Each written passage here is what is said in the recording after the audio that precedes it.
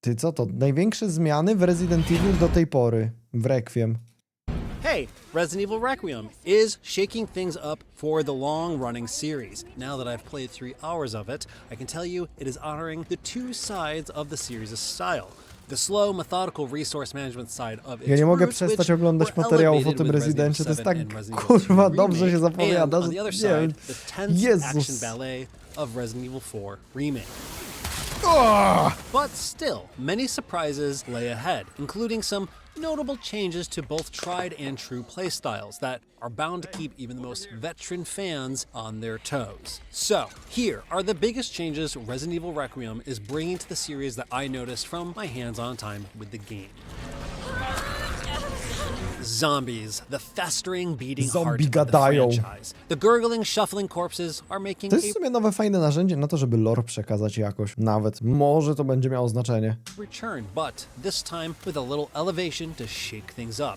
And Capcom it is lubi, kurde, dużo smaczków jakichś takich zostawiać, drobiazgów, które niby są rzucone wprost, na pierwszy rzut oka, niby mógłbyś to się zczaić, ale jednak tego nie widzisz. awesome. I trzeba się zagłębić. Kurde, jaka ta twarz jest tutaj wyraźna, jak to jest fajnie oświetlone, jak ten Resident jest dobry.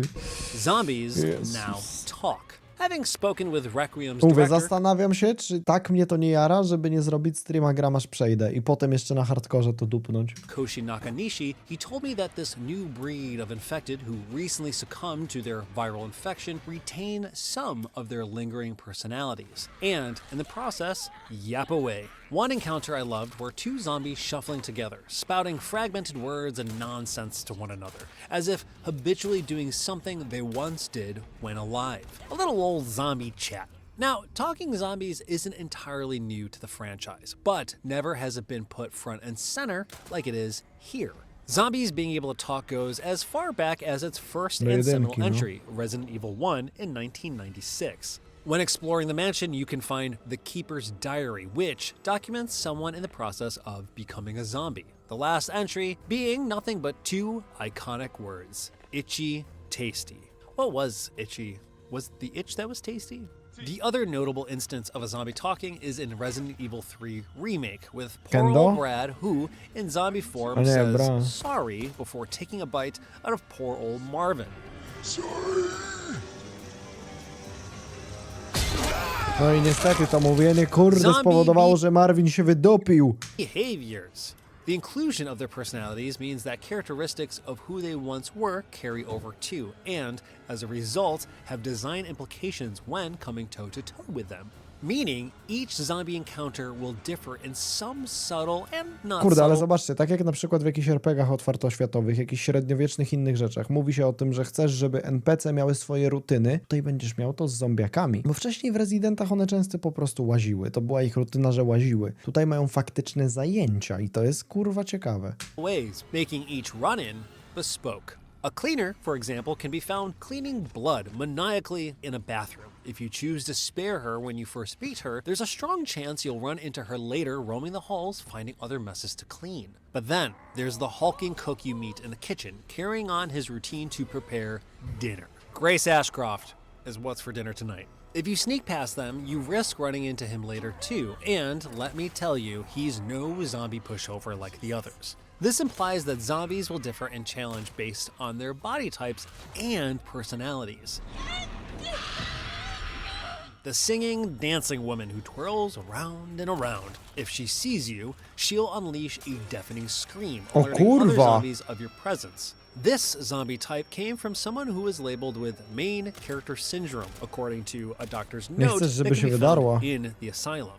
Zombies also have an array of weapons contextual to what they were doing when they were changed. A zombie upstairs was clearly hitting the bottle hard that night with a wine bottle in hand. In another case, a patient was armed with an IV pole. The inclusion of their personalities has given way to giving the zombie archetype a ton of variety and context. Miejmy nadzieję, że w każdej lokacji faktycznie ta różnorodność zombiaków będzie, nie? Żeby to się nie okazało, że tutaj na pokaz jest 5-10 zombiak fajnie zdesignowanych, tylko że wszędzie, gdzie je spotykamy, jakieś są. To jest tak naprawdę całe główne pytanie odnośnie tego Residenta. Czy to wszystko będzie tak dobre, jak to, co na ten moment zobaczyliśmy? Jak tak? No to kurwa, najlepszy Resident. I think it absolutely rules, and I cannot wait to see how it evolves throughout the game. Usrane majty ma? Ty bez kitu. Jaki leszcz. I think it absolutely rules, and I cannot wait to see how it evolves throughout the game. Killed zombies can now provide a valuable resource that Grace needs for crafting resources. And To jest this ciekawe, is a nowy change crafting. I consider to be a pretty big Cześć, shake-up Zbysiu. for the series. Traditionally, killing zombies in previous games, notably the survival-focused ones like 1 through 3, Veronica and the like, provide no reward. Instead, choosing to kill a zombie was a cost of resources in exchange for a chance of survival. The risk-reward of choosing to tiptoe around a zombie. The reward, not wasting resources. The risk of having to encounter them again later. As is the opposite. The reward of not being attacked at the risk of not having enough resources to survive a later encounter. In Requiem, however, killing zombies as Grace provides blood, which can be used to craft ammunition and other much-needed resources. Właśnie mam nadzieję, że to jakoś tego balansu nie zaburzy, bo to jest piękne w Residentach, że ty wybierasz, czy chcesz zużyć tę amunicję i czy chcesz ją zachować, żeby gdzieś tam potencjalnie mieć lepiej później, a teraz spróbować podjąć ryzyko. Zawsze trzeba było o tym myśleć. To jest istota survival horroru, ekwipunkowe, kurde, zarządzanie tym wszystkim. Ale jeżeli dostajemy crafting w ręce, no to mamy znacznie więcej potencjału do tego, że zabójstwa nam coś dają, żeby się nie zrobił z tego po prostu shooter. Mam wrażenie, że oni tutaj zadbali o to, żeby ten balans był dobry, no skoro mówią o survival horrorze prawdziwym i o tym, że mają być szybsze i wolniejsze sekcje, pewnie Leonem będziemy napierdalać, zwłaszcza, że tam cała walizka itemów ma być normalnie, ale no żeby ta Grace przypadkiem nie miała za dużo amunicji, nie? Raczej będzie tutaj podejmowanie decyzji na zasadzie, czy chcę zużyć amunicję, żeby wykrwawić zombiaka, żeby zrobić sobie z tego healing, a to może być fajne do rozkminiania. Don't ask me to make sense of it. I can't help you with that. Anyways, that also goes for collecting blood from all sorts of dubious places like buckets of mopped up blood or even blood baths. Still, with that comes its own juggle. The syringe itself to collect blood takes up space in Grace's already very limited inventory. It also takes time to suck it up, creating a risk-reward in trying to do so when enemies are around.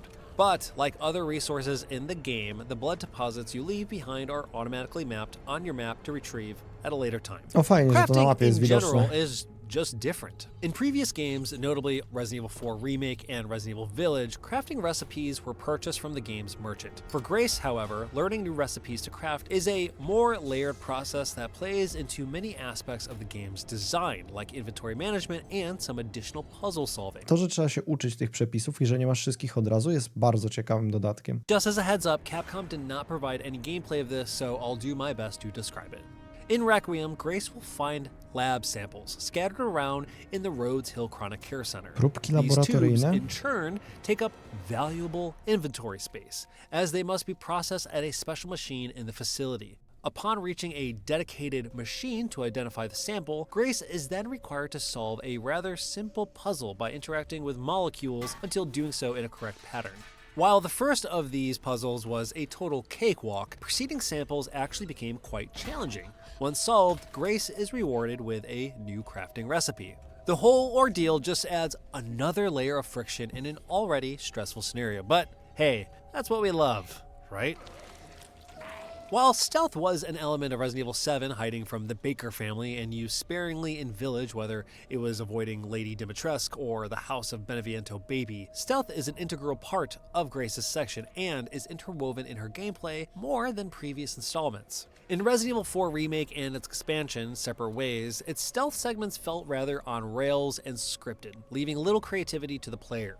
But that isn't the case for Grace, as she has a lot of options to deal with the situation, like throwing glass bottles or playing to specific characteristics of a zombie like the one who hates light. Dobra, to, że oni tutaj poszli w dużo bardziej rozbudowane skradanie jest spoko, bo faktycznie sekcje skradankowe w Residentach, jeżeli już były, to były totalnie oskryptowane. A tutaj, jeżeli możemy rzucać jakimiś butelkami tylko po to, żeby w danych momentach te zombiaki odciągać ich uwagę, że możemy bawić się właśnie tą rutyną, gdzieś nabrudzić, żeby sprzątaczka poszła, gdzieś wtryczka walnąć, żeby go gość odpalania światła, jakiś kamerdyner to ogarnął, no to jest fajne, nie? So other environmental tricks too, like Osoba. tapping the keys of a Kurde. piano to distract a group of zombies or shattering a pot. Additionally, Grace can't perform silent takedowns unless she's armed with a powerful purple syringe, which one-shot kills many lowly zombies. However, it is a massive waste of a valuable and rare resource best saved for the big baddies, or when put in a dire run-out-of-choices situation. Move over, Lady D, Mr. X, and the Baker family. There's a whole new crew keeping Grace on her toes. Właśnie And dużo I mean małych a przeciwników crew. elitarnych, nie? Nie będzie jednego dużego, tylko kilka małych, jak w Village'u, ale chyba nawet więcej. Based on what we played, there's a rootin' tootin' gang of ghoulies wandering around these halls, and more frequently, with fresh twists. First, there was the big-eyed lady hunchin' and lurkin' in the shadows. Then, there's this big boy, who is more or less a walking physical wall, squeezing its way through anything it can fit through to get its hands on you. So who knows what else is waiting for Grace or Leon? It's like if Lady D, the Beneviento baby, and Nemesis were put into one game and set loose all at once. Yeah, alright. Oof. While having multiple protagonists isn't new to the series, what is new is Requiem's approach to the jarring contrast of playstyles. So, quick spoiler alert, as I am about to talk about the end of Resident Evil Village, so I'll give you a second to skip to the next timestamp. Uwaga, spoilerek. Anyway, sure, Village sort of did this at the very end where you step into the boots of Chris Redfield and go all Call of Duty on that place. Dobra, ale to było tragiczne. To było bardzo źle zrobione i w ogóle Chris nie miał też żadnej progresji. To była chwila czasu na to, żeby się wyżyć i jeszcze do tego moim zdaniem średnio zrobiona. A jeżeli faktycznie będziemy mieli od początku dwie postacie i będziemy sobie progresować, Leon będzie zdobywał nowy arsenał, ale będzie miał znacznie więcej możliwości akcyjnych, więcej amunicji i większy rozpierdol. I Grace to samo, tak jak mamy z Leonem w dwójce z kolei. Będzie powoli gdzieś tam sobie ten ekwipunek zdobywać, ale jej umiejętności akcyjne są znacznie bardziej ograniczone, movementowe. To może być to ciekawy balans. Of a moment compared to Requiem's approach with how the game trades off between Grace and Leon. And of course, I'd be remiss not to mention Revelations 1 and 2, which switch between characters frequently. But little did the playstyle or even design philosophy change as much as it does in Requiem. Grace and Leon feel truly and uniquely different, with Grace leading into Resident Evil 2 and Resident Evil 7 in terms of combat, inventory, and pacing, while Leon being distinctly an evolution of Resident Evil 4.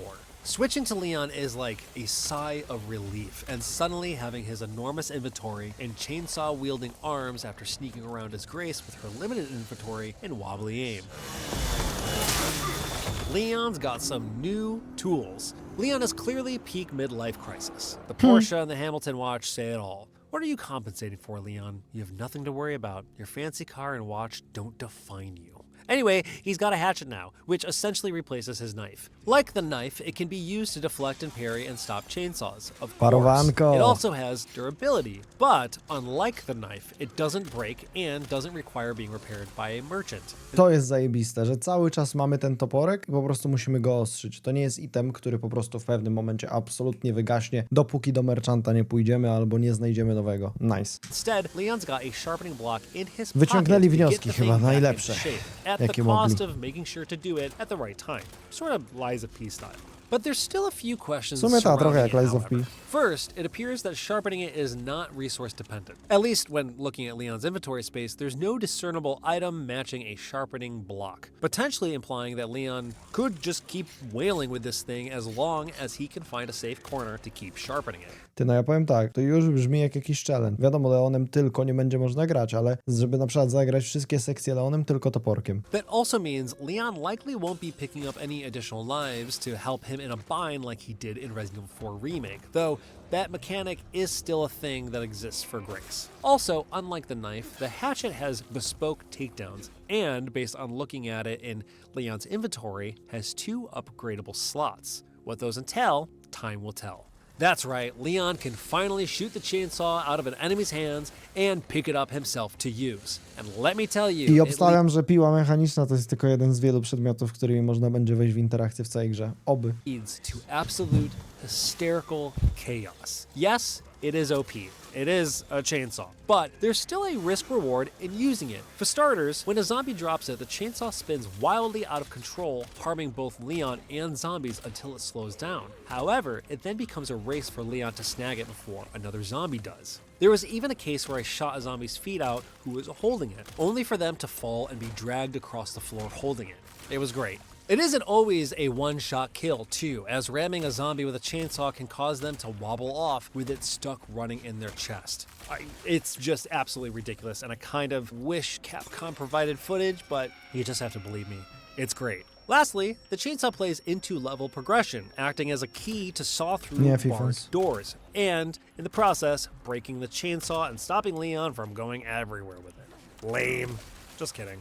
This is Leon's first new campaign in 14 years. To jest coś, co ludzie sobie chyba naprawdę muszą uświadomić. Przez to, że wyszły jakieś remake'i, ludzie mogą myśleć, że Leon to taka ostała postać. Kurwa, nie widziano go 14 lat, jeżeli chodzi o nowe gry. To, że tam zremakeowano gry, w których Leon brał udział, to jedno, ale to jest naprawdę wielki event. Że wracamy do Raccoon City to po pierwsze i że wraca postać, którą tyle ludzi kurde lubiło. 14 lat, stary. Seriously, that is kind of wild. While we've seen plenty of Leon over the last 7 years, Resident Evil Requiem is the first new storyline for Leon, at least in the games, since Resident Evil 6. Requiem is the official bridging of the remakes into the modern mainline series, making it something of a trilogy for the old hunk. Not to be confused with, like, the hunk in the Resident Evil series, like I'm talking about Leon being a hunk. But not that hunk. From a little old rookie cop to a roundhouse government agent to now a veteran counter-bioterrorist agent. I've seen a lot of folks saying that they're leaning into Leon's Resident Evil 6, but I assure you, he's not diving and crawling around on his back like he was in that game, that was a lot. We're here Nie, today kurwa, Resident Evil 6 to była pomyłka. Mam nadzieję, że jak będą to remakeować, to zremakeują to kurwa kompletnie. with the Leon that we have now, and it's great. Alright, so those are the biggest changes we know of so far in the Resident Evil series that are coming with the release of Requiem. We're doing loads of Resident Evil Requiem coverage, so please make sure to check out the channel, subscribe, all that jazz, or just keep an eye out. I've already done a hands-on video that you should also check out, that I give a little bit more kind of context and detail in the moment-to-moment that happened during the 3.5-ish hours that I played the game. So yeah, alright, cool, thanks. Alright, see ya, bye. No i git, ale się filmik polecił, kurwa. Dajcie mi już, kurde, tego rezydenta.